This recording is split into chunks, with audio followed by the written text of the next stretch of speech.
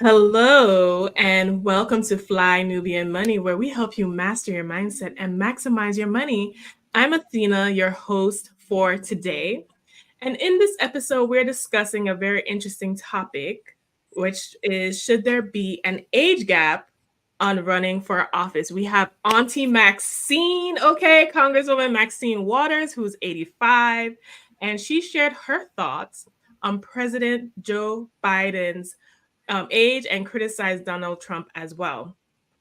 Many other prominent members of Congress are also in their 70s, their 80s, and their 90s, apparently. Some of them holding on, honey, including Charles Grassley, Mitch McConnell, and Chuck Schumer. So, what should the age cap be? I want to pose this question to our audience.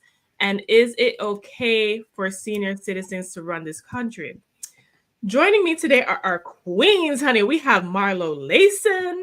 We have Linda Husser, our bodacious lifestyle coach. And we have Tiara Williams, actress, producer, boss, all the things. So, ladies, we're going to get right into it. Should we show the video first? Should we show that first? So, we're going to show the video. And then we're now I want to hear at you a guys point in react. time where people are talking about Biden is too old. Hell, I'm older than Biden.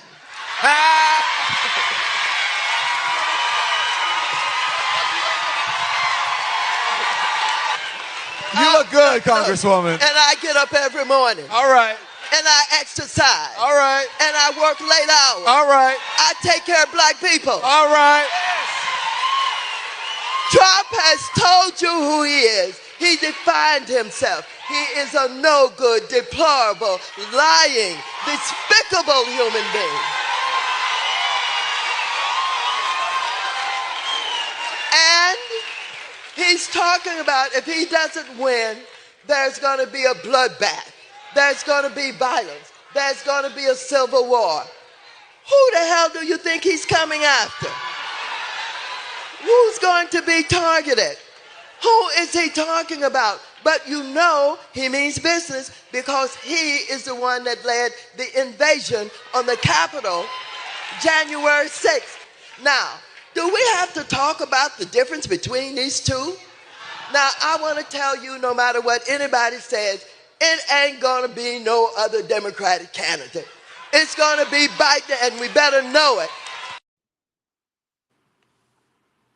Listen, Auntie Maxine was like, she reclaimed her time and she had the fire underneath her, honey. So we're going to start with you, Tiara.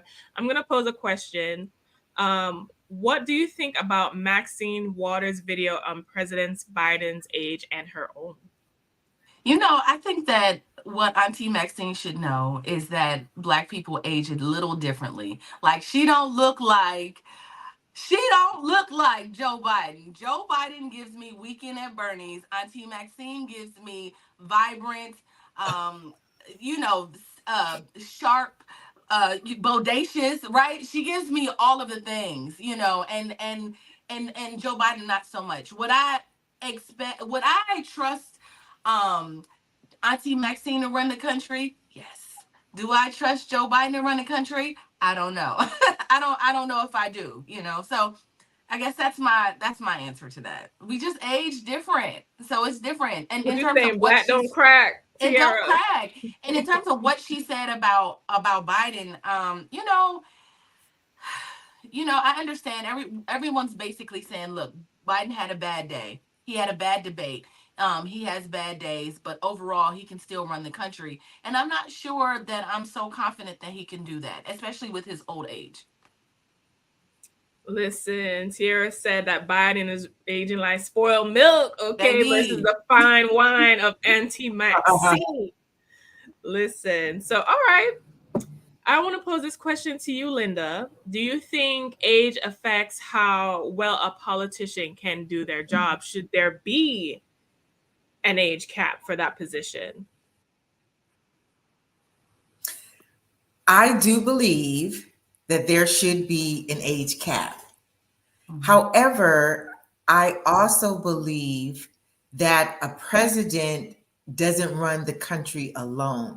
There's advisors, there's people who give him, tell him what he's not aware of every single thing that's going on. Even as awesome as President Obama was, he leaned heavily on his advisors.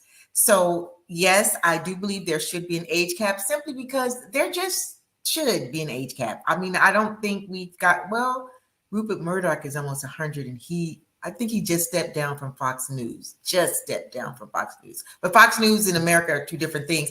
So the answer is absolutely yes, I do. But then the question becomes, how old is old? How old is too old? So that opens up another fraction of this conversation as well, is what would the cap be? 60, 65, 70? And then what are we basing it on? What are we basing the age limit on? Mm-hmm. You know what I find interesting is that I would think being a politician is just like having a job. So isn't there like a retirement age? When do you get your retirement funds? Like if you're still pushing till 90, like are you collecting retirement at that time? Or are you just still working? I guess we'll follow back up with that question. 65 is the age of retirement. But you know why? You know why they wouldn't step down? Because those positions are positions of influence. Mm-hmm. And being in those positions are very hard to come by. You already have your base. You can affect policy. You can affect change. Plus, you could probably get your little side deals that you're probably cooking up in the back. So I assume that is a good reason why a lot of them do not step down at that point. But I want to do another question. Do you feel like the age of the average congressperson, is it because young people are not interested in government and economic policy in that way? I think we do have a slide that shows the ages of the people who are in Congress, and I think we should share that. Yeah, so according to the age distribution, baby boomers, so ages 59 to 77, make up 45% of the House, right? And the generation comprises of 5% of lawmakers. Generation X, so ages 43 to 58, holds 38% of the House seats. And millennials, which would be my age group, are only 12%. So if this is the case, if is Congress, those type of positions do they only attract people of a certain age demographic? I will ask that question to you, Marlo. Do you think that those type of positions of power of policy are only appeal and amenable to people of a certain age group? Well, I think, honestly, if you look at certain people, look at Joe Biden, for instance, right? Joe Biden has been in the Senate. He served in government my entire existence, right? So many people start young and they just keep the job. They keep the job because voters don't vote. They keep the job because they have name recognition. They keep the job because they do the things that corporations want them to do. And they end up getting the funding to be able to run, because the big secret is that it's very expensive to run and win. So young people that get into it, they become apathetic with the political system, because when you get into it and you realize the cost, the handshaking, the promise making, all the things that go into getting into an elected seat in this country really have nothing to do with people or grassroots or any of that stuff. And I think once you get in and you realize that you do have power, you do have access, you do get invited into rooms that you ordinarily would not have privy to be inside of, it is probably an addictive thing. And many people don't want to let go of that power that they get in political office. But again, many of them start young and they just kind of refuse to leave. Can I add to that? Can I add to that? Yes. You know, I think it's so interesting. I agree with you, Marlo, that youth are not as interested, and it's very expensive to do and to run a campaign. And like, it's daunting to think about how to jump on a campaign and actually win, right? It reminds me of a couple years ago, I went and did some filmmaking work or producing work for Mayor Karen Bass. She has a nonprofit for foster youth. And so we went to Capitol Hill and Auntie Maxine and all of the people, all of the Black aunties in politics and Black lawyers. I mean, it was so inspirational, like to see it. Because I don't think when we think about Capitol Hill, we think that there is this place where Black people are. And, it's kind of like if you don't see it, you don't aspire to it, if that makes sense. If you can't see it, you can't be it. So if young people don't see politicians in the room making change, and I think just sitting in there, I was like, man, I should have went to law school. Like, what? Like, in my life, it literally, I was like, in my life, if I would have known or seen this, I think it would have changed my perspective on running, on getting into politics, on, so I just think that that's a thing as well, like being able to see it. When I was in there with the Black Caucus, like just kind of hanging and seeing like how they go and they vote on things that like, and then they leave and then they come back and vote on other things, and they like, it's like a constant thing that's happening like all day. And I just thought it was really interesting. And I think it's something that our youth don't get to see. So you're saying that exposure, the youth being more exposed to these things would generate more interest in having those type of careers? I think so. I was inspired. All right, then. If you are just joining us, we are Fly Nubian Money. We are here Monday through Friday, 1 p.m. Eastern Standard Time, with different co-queens as we rotate. Please be sure to text the number 87948. Text Queens to 87948 so you do not miss when we are live or any other updates that we have to share. Also, if you love to listen to podcasts or listen to us on the go, we are now on Spotify, so you do not have to miss any of this thought-provoking conversation that we'd like to provide our audience. Now, another question, I want to talk about a comment that I see in the chat.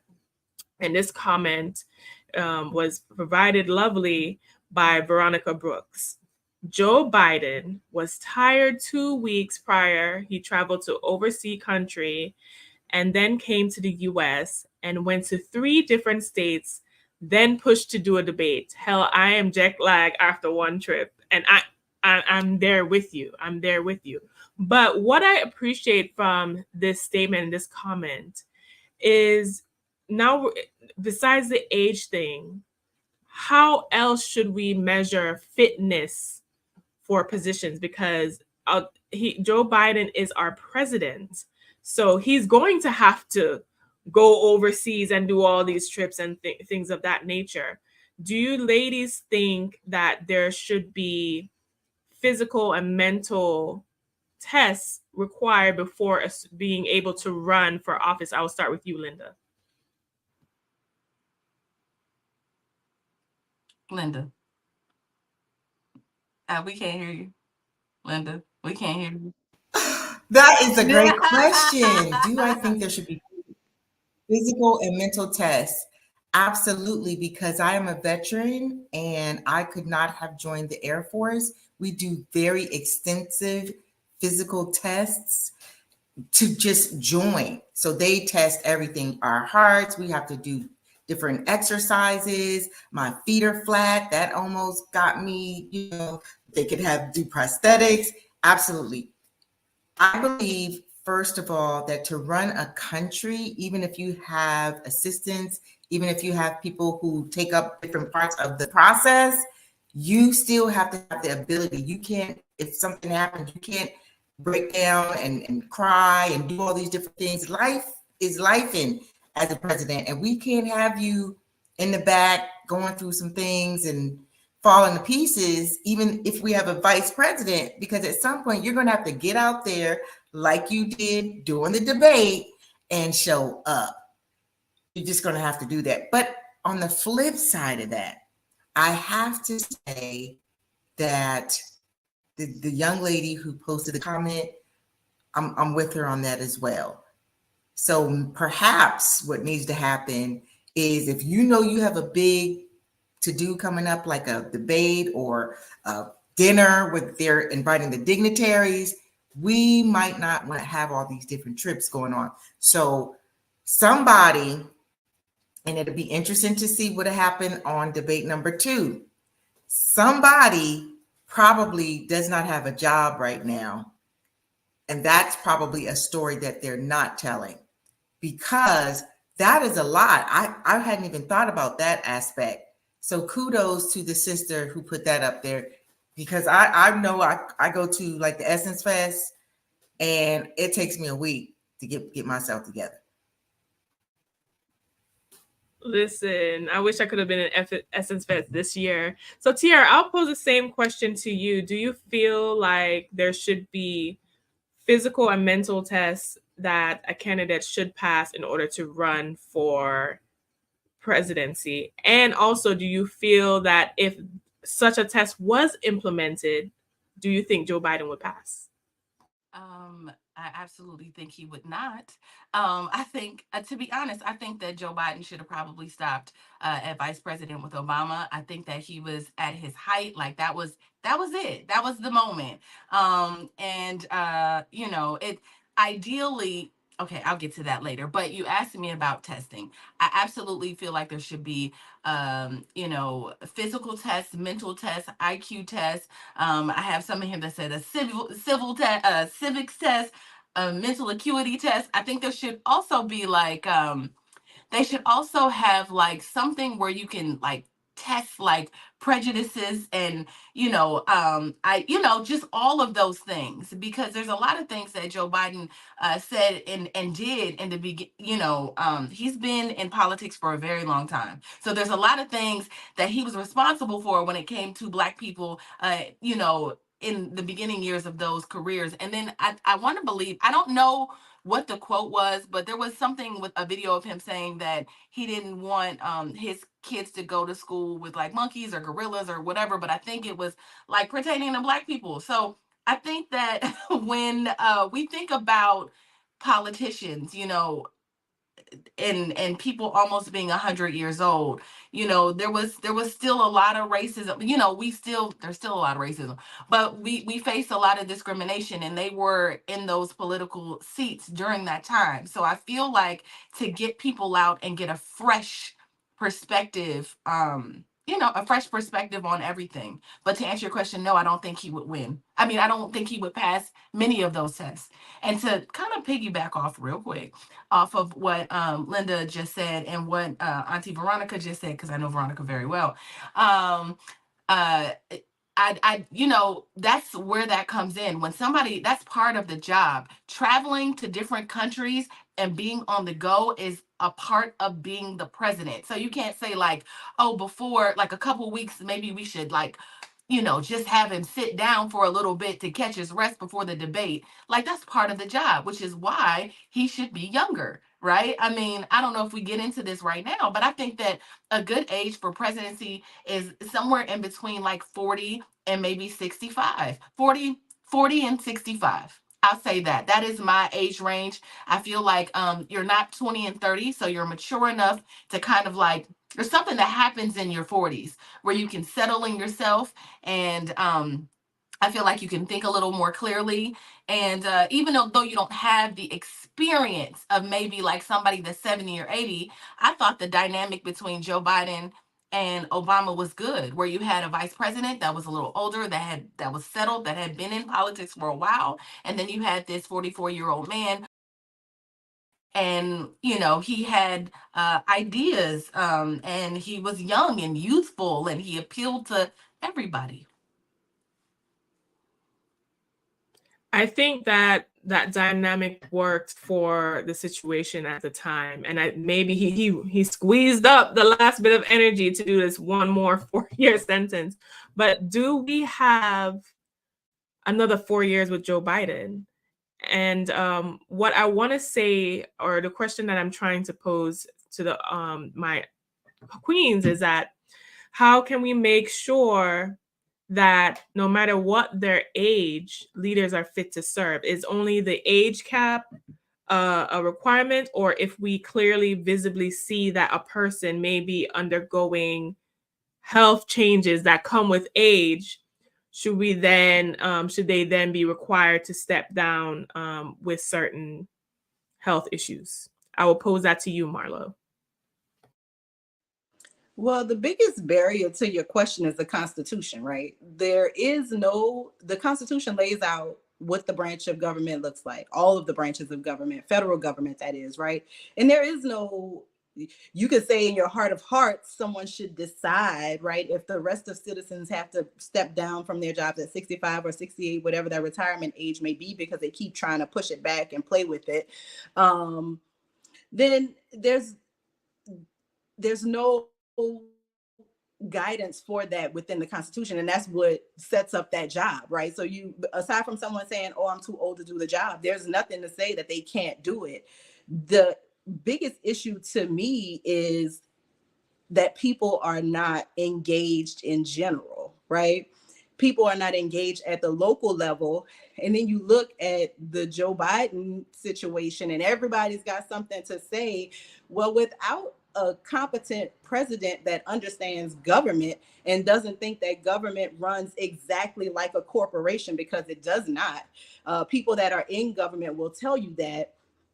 Without having that understanding, we put ourselves in a different situation. We put ourselves in a situation where, you know, you can slowly undo that Constitution if the people aren't paying attention, right? So I think when I think of all of this, I just think about the law of the land, which is the Constitution, and how do we figure out a way to protect that? Because at the end of the day, we have a judicial branch, we have a executive branch, and we have the Congress, right? We have the legislative branch that makes the laws. All of those people have to work together. Joe Biden is not the start and the end of the day in American government, nor is the Congress, right? We rely on all of these people. So would it be good if they were younger? Would it be good if the people made room for a new generation with new ideas, people who are more adapted to tech, people that are more adapted to a more inclusive society? It would be great if they just naturally made room. The problem is voter apathy has gotten us to a place where these people have way too much power. They're servants. Government people are servants. They shouldn't make a lot of money because most of them have part-time jobs, right? So I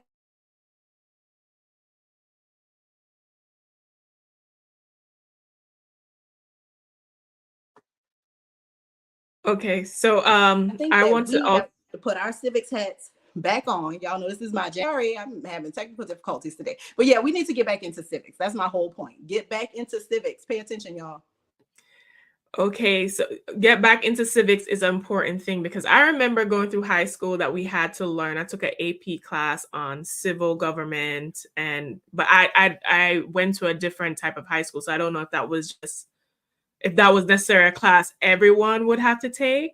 And I think that might point to gaps in our education system that we might need to refine in order to help prepare the young people for our future. If you are joining us, we are Fly Nubian Money. We are here Monday through Friday, 1 p.m. Eastern Standard Time. I'm Athena. I'm here with your co-queens, Marlo Layson, a film and TV producer. Linda Husser, we have her as the Bodacious Lifestyle Coach. And Tiara Williams, who is a producer, actress, all of the things. We are talking about Maxine Waters defending Biden at any cost, but also having a broader conversation about our politicians, their mental and physical fitness, their age, and how that affects everything.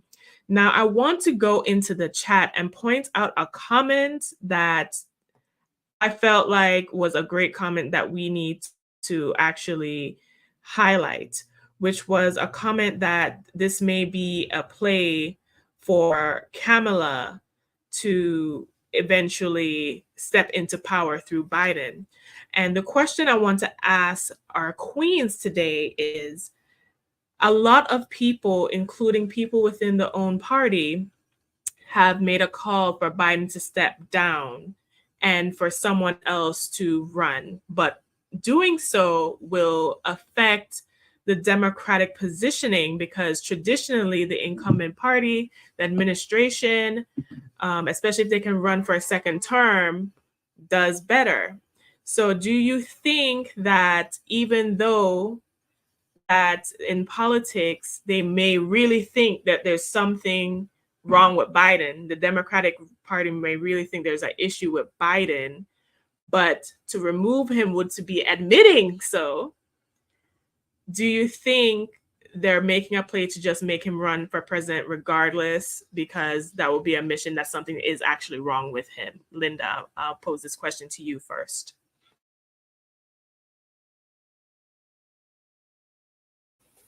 I feel that in order to have a possibility to win in Donald Trump, if Biden comes out now, we are handing Trump presidency on a silver platter with garnish and cherry on top and whipped cream and all kinds of stuff. That's just my personal opinion. If we were to do this, it should have been done. Should have run. To be this close, we are January, July, August, 4 months out would be chaotic, would be absolutely a loss. I do believe absolutely be a loss. I believe Democrats dropped the ball. He should not.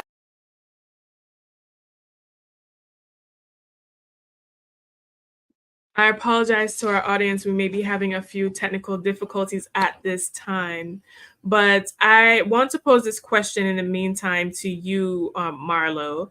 Do you think that it's too late in the game for them to switch out Biden? Do you think that the Democrats secretly know that there is something going on, but they have to present Biden as the best option because it will create havoc, like Linda said, if they don't? Yeah, I mean, well, the Democrats, first of all, they're great at creating havoc within their own party. The Republicans, Trump and Biden are not that far apart in age, right? I'm not splitting hairs about 78 or 81. To me, they're the same generation.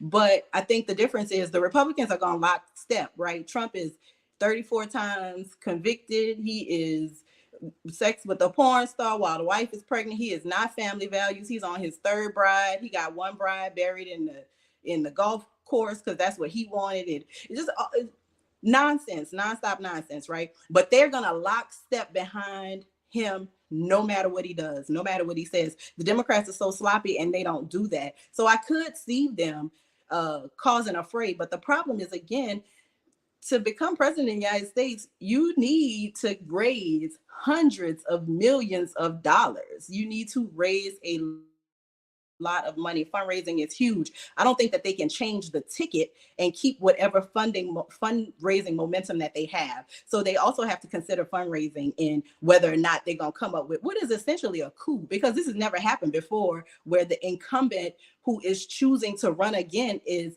kind of pushed out of the way by the party for whatever reason. So this would be a move that no party has made in the history of this two-party system since they got rid of the Whigs, which used to be the third party, and moved on to this situation that we have now. So I think while it sounds good, this just shows me that the Democrats are as undisciplined as they were and have always been, and that's why they struggle with leadership, to be quite honest. But there's nothing that anybody can do, and they need to go ahead and rock with Biden so that they can keep fundraising, so that they can keep whatever little bit of momentum they have, and hopefully Trump will say something about, Asian jobs in the next debate, and that'll give them a little bit more momentum.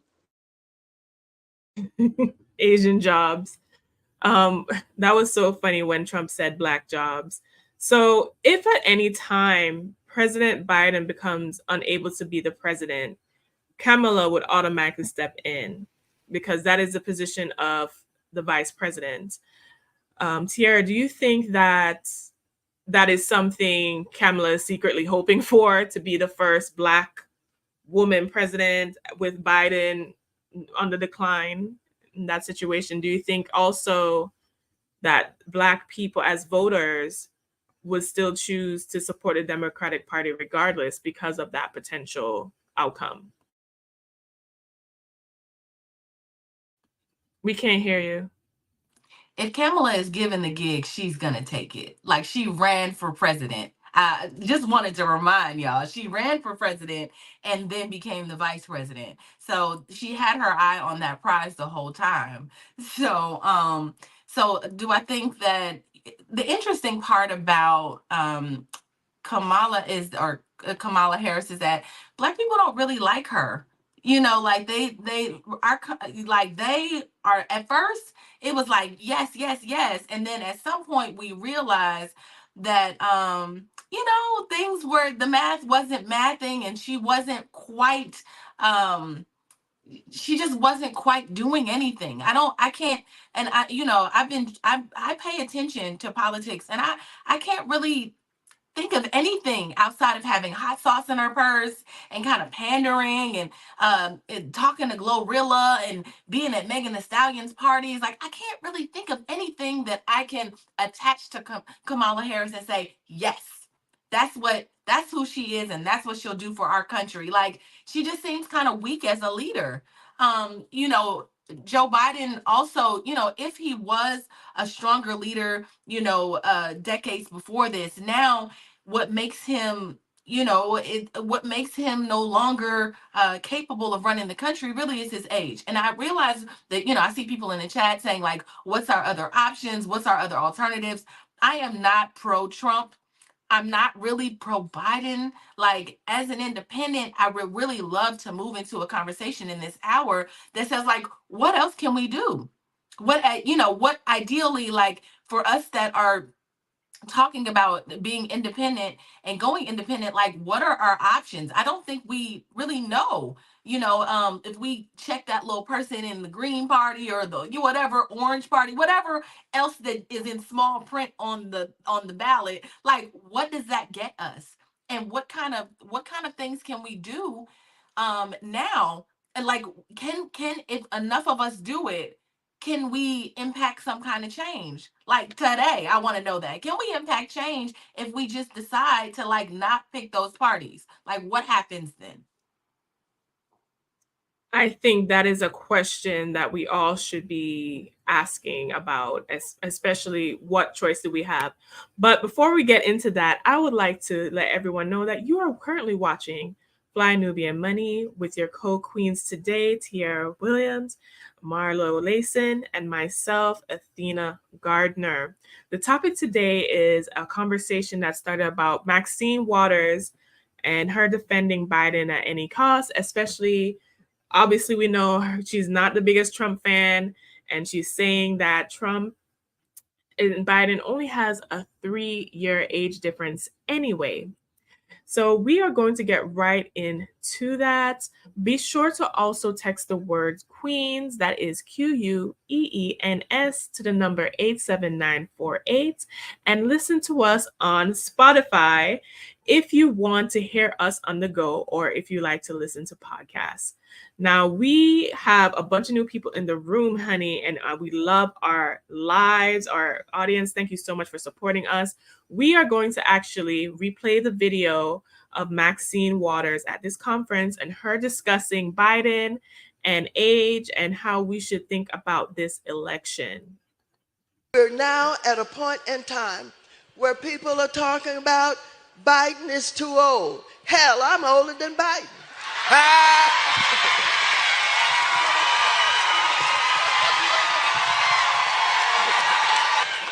You look good, Congresswoman. And I get up every morning. All right.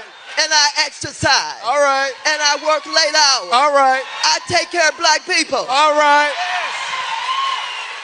Trump has told you who he is. He defined himself. He is a no good, deplorable, lying, despicable human being. And he's talking about if he doesn't win, there's going to be a bloodbath. There's going to be violence. There's going to be a civil war. Who the hell do you think he's coming after? Who's going to be targeted?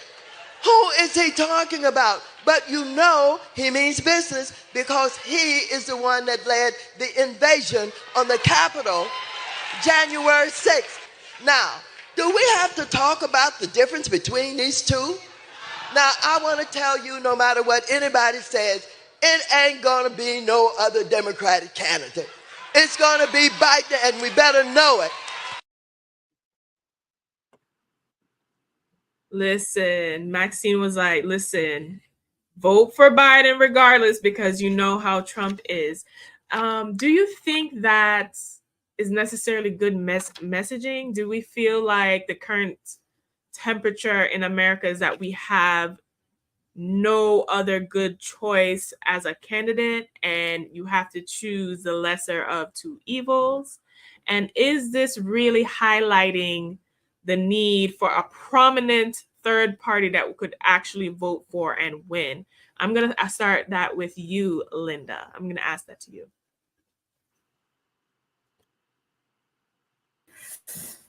Well, we keep coming back to, like Queen Marlowe said, we are not active. People are really could care less. I'm just going to keep it real about the president. It's all about, well, I got to do what I need to do for me and my family. The president doesn't really love us. It doesn't do anything for us.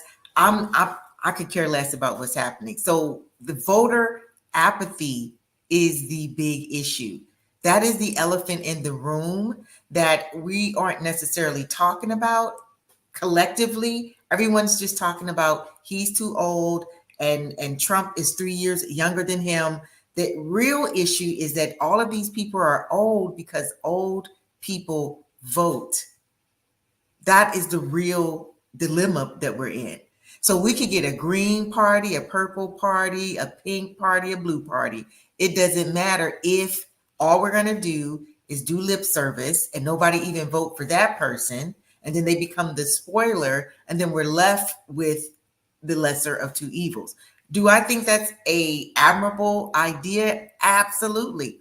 But we've got to get organized to make that happen. There's a reason why there's been two parties for over 200 years. Thank you for sharing your thoughts. Tiara, I'll ask you the same question. Does this highlight the need for a prominent third party? And if we could have our pick of a third party, what would that look like? Yes. Yes, yes, yes, yes, yes, yes, yes, yes, yes. The answer is yes. I think that if we can figure out how to incite, like just bring, let me just say it like this. Like I was Team Bernie. I was Team Bernie. I, I just felt like, a lot of people called him a socialist and, we started having those conversations. But I thought that there was energy with someone that's coming in that's giving like just a different idea from the other two parties that seems like they're more for the people. I think that if we can find someone that like is electrifying like that in a way that can I think we'll vote. I think the reason why we don't vote is because of situations that we have, like right now. We have Joe Biden or Donald Trump. That really doesn't leave us much options. And I think people will be like, I'm not about to participate in this mess. Like we watched the debates and I really literally got turned off. I was like, I don't even know what to do with this. I'm not participating in this. And so I think it's more of that. I don't think like historically black people they fought for their right to vote. We want to vote. I think we want to vote, but we want to also be inspired. We also want policies that'll speak to our people, that'll do things for us. We're still I'm at this point I'm still waiting for a student loan. I'm still waiting for my student loan to be forgiven. The things that are promised to black people from politicians never get the job done. Meanwhile, we have other communities like the LGBTQ community that has been able to mobilize and unify, and they have money behind them. You can see like you think it's bizarre, y'all, that like when I walk into like schools and when I'm in public, like there's like literally rainbow flags everywhere. It's like black people have been fighting for so long just to get like a little African flag. Can we get a little black flag somewhere to just show that we are part of the human race and that our thoughts matter? And that our thoughts matter. So I think to answer your question, because I can go on, to answer your question, I think the reason why we don't vote is because there is no, I think there needs to be an injection of like, of innovation. I think that there needs to be someone who can speak to young and speak to old. When you get too old, your frame of mind is like you're old. You're not into what the young people are doing. You just go, oh, those kids. If you think like, oh, those kids, you can't make policies for those kids. You can't do, you're going to be so detached and so far removed from them that you can't make decisions for them. So getting somebody right there in the middle in a new kind of party would be ideal for me. Somebody that's not too old and not too young, right there in the middle. I'm going to keep saying that all hour. Right there in the middle, baby. In the middle. Listen. In the middle. In the middle. Now, Maxine wasn't the only one who expressed thoughts about voting for Biden as the best option, regardless of whatever issues he may be facing.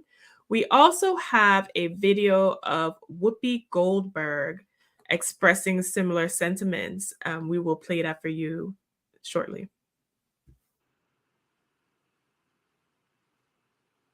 Do you want to? Are we playing it right now? Yeah, we should. Right now? Yeah. Okay. Mm-hmm. I don't care if he's pooped his pants. I don't care if he can't put a sentence together. Show me he can't do the job, and then I'll say, okay, maybe it's time to go. Now, he had a bad night the first time that he went out and debated with Kamala Harris. And everybody wanted him to quit that and say, you can't talk to women like this, or you're doing this wrong, you're doing that wrong. He came back, said, you know what, I got it, and I don't care if he's pooped, and gave 4 years. So, yeah, I have poopy days all the time. I step in so much poo you can't even imagine. Now, I'm not running the world, but I don't know anybody who doesn't step in stuff at some point. So I'm just simply saying, yeah, there are 2 debates. And if he can't do what he needs to do for the second debate, I'll join any crew that says get rid of him. Okay, so that is how Whoopi felt. She felt like, you know what, she had poopy days, so our president should be allowed to have poopy days as well. I found that to be quite hilarious. So I'm going to start with you, Tiara, because you seem the most fired up from that video. What do you think about this? Do you think that Whoopi and Maxine are Democratic shields? Are using the image of the Black woman to secure, the Black votes? Yes. I mean, absolutely. At this point, it's election time, right? And so there has to be people, I almost feel like it's fear mongering, right? It's like, at this point, Black people, y'all gotta vote for Biden, because if you don't vote for Biden, then Trump is gonna ruin the planet, and he's gonna blow everything up, and everybody's gonna die. And it's like this doom and gloom that drives me crazy, because at the end of the day, we'll be okay. Like, we gonna be all right. We've had, I don't know, when I look at all the presidents, they all kind of are like Trump, like, and nobody, outside of Obama, like, everybody has kind of like ignored the Black people. At least, I'm gonna just say this: Trump at least is like, yeah, you guys ignore the Blacks, I won't ignore them. I'll, say things to them that are offensive, and like it's. I feel like there's a bit of fear mongering. So with Congresswoman Maxine and Whoopi Goldberg, that's what I hear. I hear fear. I hear like doom and gloom. But I think that if we can just just stop for a second and just say, like, I don't want my president to have shitty days. I don't want that. I don't want him to have poopy pants and all of the things. Like, I almost feel like running the country is as important as being a surgeon. You're not going to let your surgeon have poopy days when he cutting on your body, are you? No, like, don't, it's just that important. We don't want incompetent people to run the country. People that can't finish sentences on, like, we're especially on a global stage. If we're competing with China, and who study year round, they're like advanced in all of the ways. I just feel like we need to be in a space where we can compete And having an incompetent president that can't finish his sentences is not a way to go. I think that you said a word right there and a lot for us to consider. One of the things I was actually thinking about was, okay, some people can make the argument that it's not just Biden alone who would be running the country. It would be, we still have the House, we still have Congress, we still have people in his cabinet. So, Linda, how do you feel after watching Whoopi's video? And does it really, Biden being the figurehead, does that really matter when he has, other systems as the Congress, House, his cabinet positions to support him? It's not all on him to do that job. Well, I stated that earlier, that he is a figurehead. There are a lot of bits and pieces to tentacles to being president. And there's the people who that's their job to come in and talk about the nuclear part or the economic part or whatever. I do believe that he will be okay. We survived Donald Trump, and he was talking about drinking bleach and all kinds of just absolute foolishness on the main stage. And we survived. I believe that there's so many moving parts to this country that we put a lot of stock into the president, but there are so many people that prop the president up. He is not up there getting all this information on his own. So I believe the most important part of the whole presidency is who is in your cabinet. Because I don't believe that Obama knew. I believe he was brilliant, but I believe that his brilliance really shone through because of the people that he surrounded himself with. And that is my take on it. Now, Tiara, some people are saying now that maybe they wish Michelle Obama was running. Like they wish Michelle would come and run as president. What do you think about Michelle Obama as an option, even though we're not going to get her, obviously? Do you think Biden should be replaced with someone else, though? I'm not mad at the idea of a woman running this country. I think that women just communicate a lot better. I think that they are empathetic. I think they're sympathetic. I think they're all the things, right? And so having a woman that also has like a bit of toughness and grit to her and doesn't back down or doesn't flinch at the first offense is ideal, right? So like a person like Michelle Obama, I think she's smart, I think she's competent, she knows the law, she's seen what it looks like to run the country. She's a Black woman. It's all of those things. And I think that's a yes. Like that would be ideal for me. Something like that would be ideal for me. Like a Michelle Obama, very smart, strong, opinionated woman that knows her shit. Yes. I vote yes. So are you basically saying that Kamala is not that? That's exactly what I'm saying. I mean, yeah, that's exactly what I'm saying. I mean, Kamala sent a lot of black people to jail as a prosecutor. She's done her thing, and it's so funny that when we have this conversation about what Kamala Harris has done for Black people, being a prosecutor, your job is to send people to prison. Like that's the point, right? So let's just say that she was really good at her job. Unfortunately, it just didn't look good that she was also sending Black people to, she just had developed her biases. And, I just don't see her really doing anything. She just doesn't rub our community well. Aside from her just not being like a foundational Black person, I don't think she can really relate to our issues. But her being propped up as the first Black anything kind of doesn't work because she's like, her dad is Jamaican and her mom is like, she's just not that that's, because I know you Jamaican. Right. Like, and I know Athena, but like, like foundation. You from America. I saw somebody said that about you earlier. Like she's a Caribbean, and so she don't know. But I think, but you know, Athena was born in America. So here's, were you born in America? Were you born in No, Jamaica? Oh, she I was was born. born in I born in. Jamaica.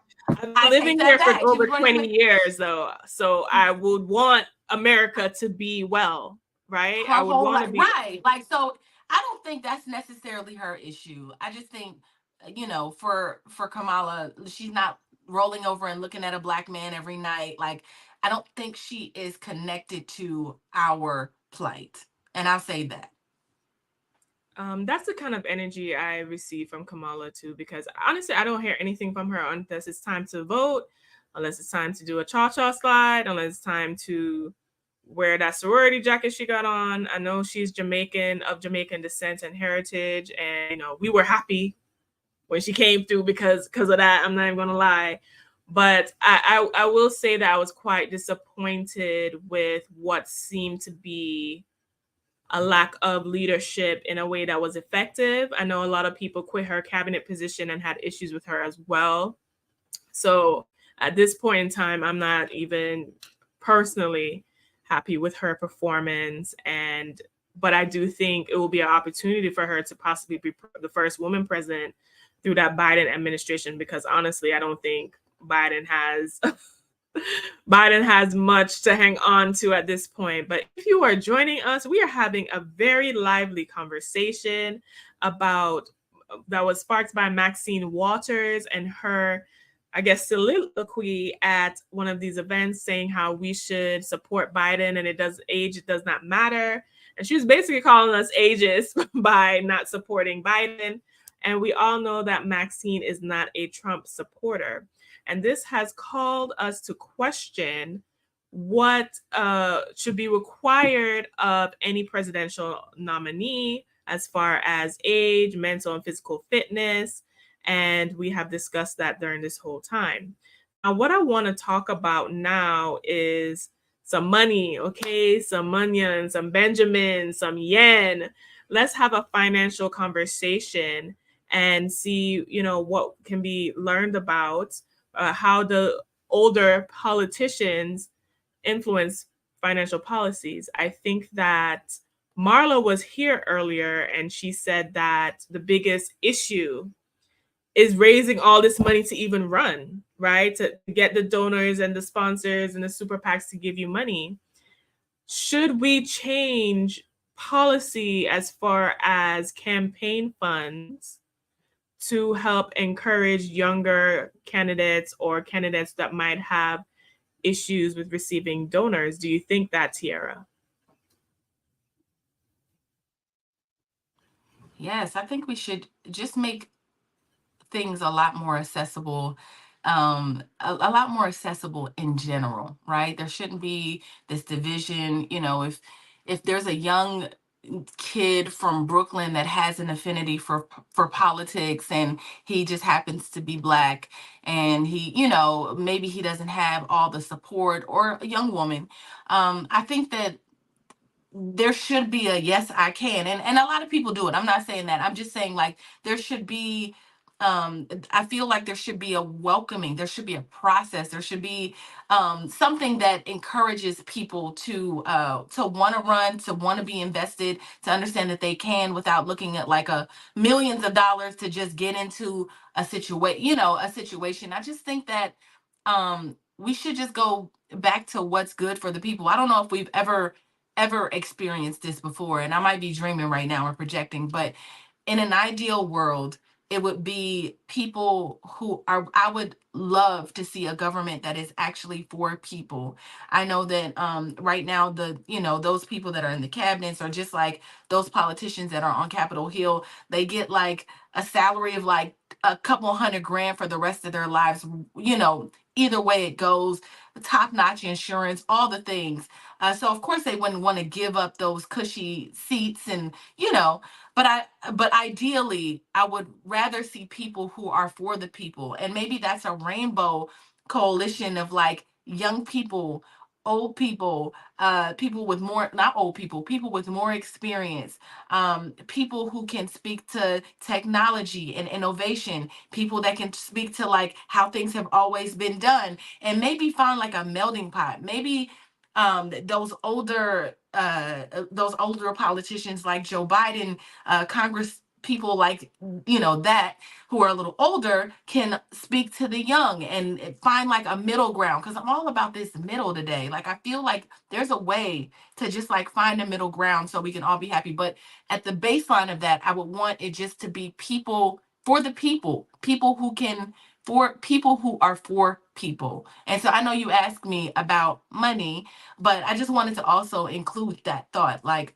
I just, on top of that, it's like, for people to represent people, they shouldn't have to pay a gajillion dollars and go get sponsors and do all the things, because that will discourage them from wanting to run. Yes, and I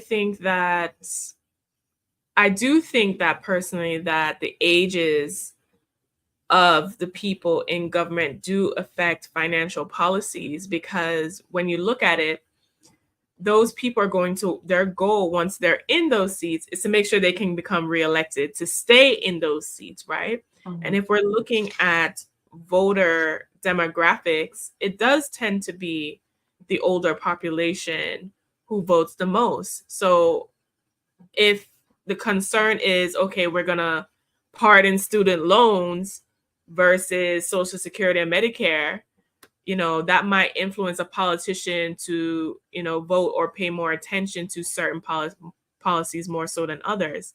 Linda, do you agree with that? What is your take on the age of the politicians and the voting bloc as far as financial policy is concerned? I absolutely agree with that. And I also believe, too, though, that charisma and personality can take you far.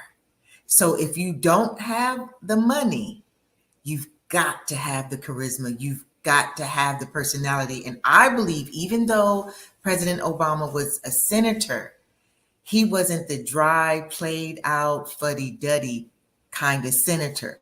So I don't believe he had a ton of money at 44, because we all talked about how they both morphed, how Michelle got all flied out after, they started running as well. And so if you don't have the money, you've got to bring the charisma, because that can then get people behind you.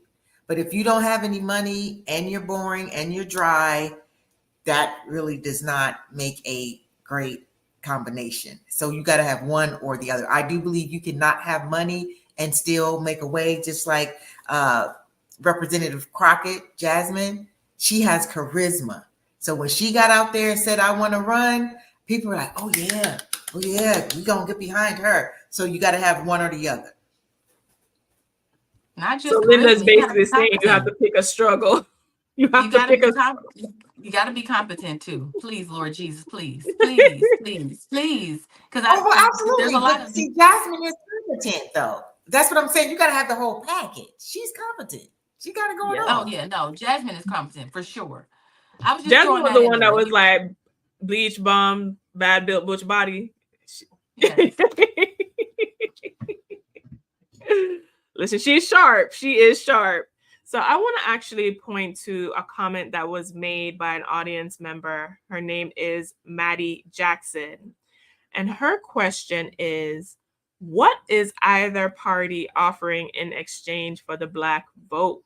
Listen, top of the mind, I can't really think of anything, but Tiara, do you see anything either parties offering in exchange for the Black votes? I know Trump said he's trying to secure the Black jobs, honey, but I don't know if there's anything else.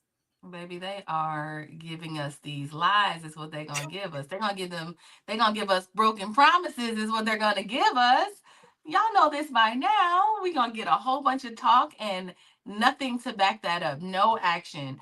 I actually think that's what we need to pay attention to, Black people. I think we should pay attention to what's being told, and really like finding a way to ensure that we get that thing, like applying pressure, staying on them. I think that's the advantage that the LGBTQ community has had over Black people, is that they not only find the funds, because you got to have like some money, but they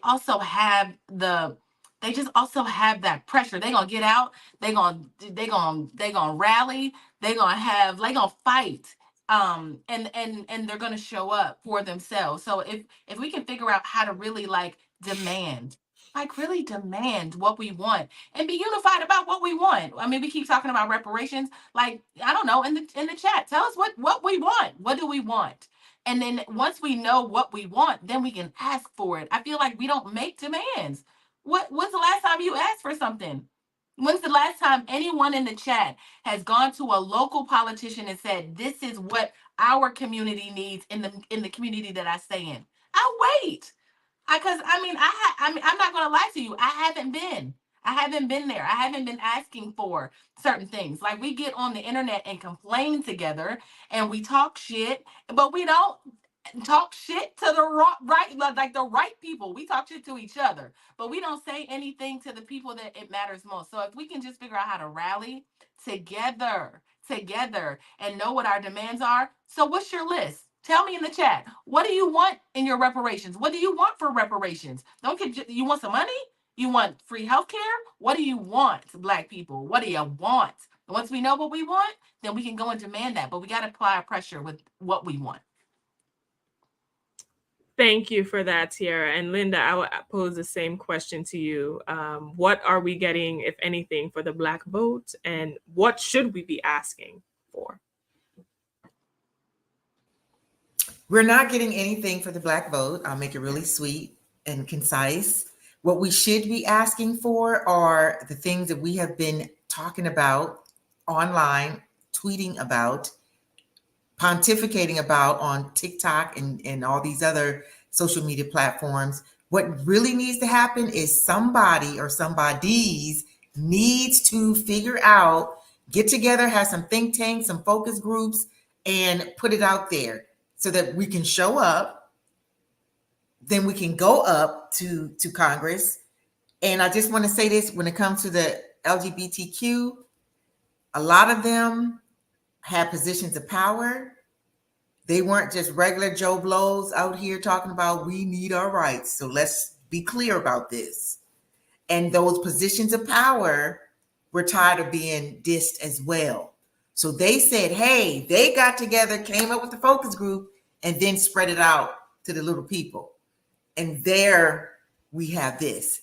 So we need to also keep in mind how that went down. It wasn't the little bitty people doing it, because there's a lot of gay people in Congress, right, that can help them shuffle this along, give them some tips and tools and techniques on how to do this. And so I'm saying my charge would be to the Jasmine Crockett's who are already in, who are under 40 or right at 40. Y'all need to get together. This CBC that we have, the Congressional Black Caucus, get those millennials to get together and teach, how did we do it? What did we do? And then it starts. The young people got to come out here and tell these younger people how it's done.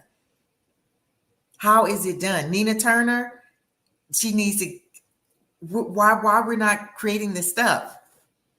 We can't just have these people. Jasmine is the bomb. Jasmine could lead some things right about now. It's a lot of people who would listen to her. Where you at, Jasmine? I'm calling you out. I'm calling her out. I'm calling her out. You got the momentum right now. Let's go. Listen, Linda, that is the best way for us to even wrap up our show today. We are going to go into last thoughts. So ladies, please feel free to share your final thoughts on everything we discussed today and where the people can find you. We're going to start with you first, Tiara. Okay, so Linda said something about, for one, Jasmine is one person, so we can't put don't put so much pressure on Jazz. But there are, in addition, I know, I'm just joking. There are Black people, you said that there are powerful gay people and people from the LGBTQ community in those seats of power. There's also Black people. We just watched a Black woman who is a Black person in power at the top of the hour, right? I think if the people that we've elected in those seats could really just like stand for us and stand for the things that we want. I would challenge them. I would challenge the Black caucus and all of those Black people that I was so fancied by, that I mentioned at the top of the hour, like when I worked with Mayor Karen Bass. Like, I went there and there was Black people everywhere, and they were smart and they knew law and they were doing whatever, voting on things and being fancy and wearing nice suits and living a nice life in DC. But like, at the end of the day, it's like, I don't know if we have somebody that's willing to take the charge and get things.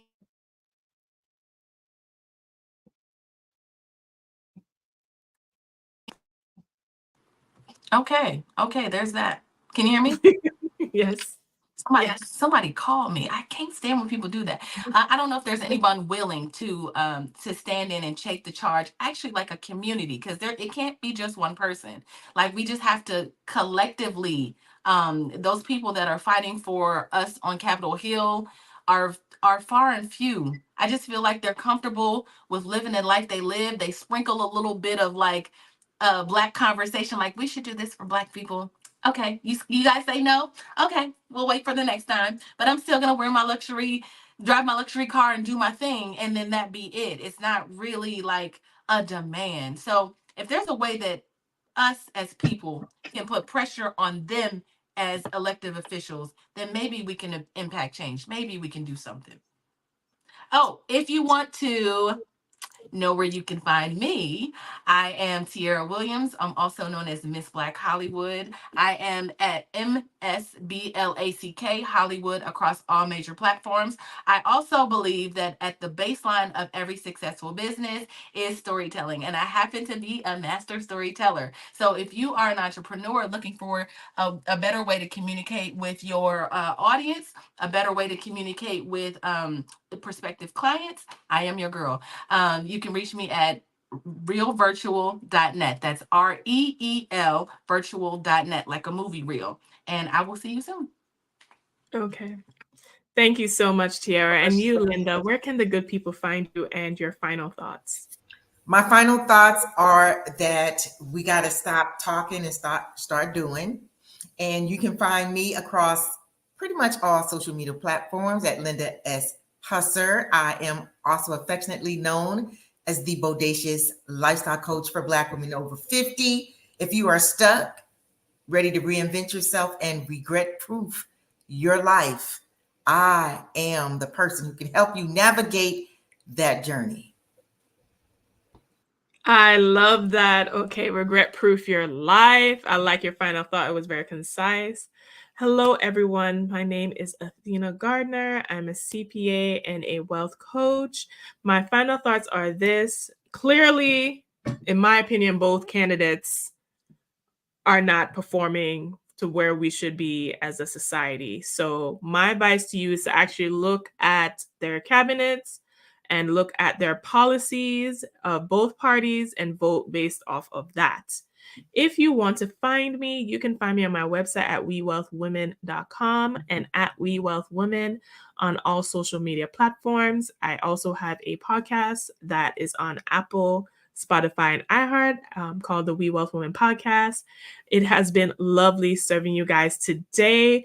We are Fly Nubian Money. We are here Monday to Friday, 1 p.m. Eastern Standard Time, to give you the latest conversation and discourse on these topics to help elevate you on your master, your mindset, and your money. You can always catch us live on Monday through Friday, 1 p.m. Eastern Standard Time, and text the word Queens, that is QUEENS, to 87948 so you do not miss us live, and also you do not miss anything that we try to help you. If you're a queen that wants to get your money right, you can go to flynubianmoney.com and try our free financial resources. courses, and more. Or if you rather listen to us on the go, we are available on Spotify. We love you. We will see you tomorrow. And make sure your vote matters and you vote on what's important to you.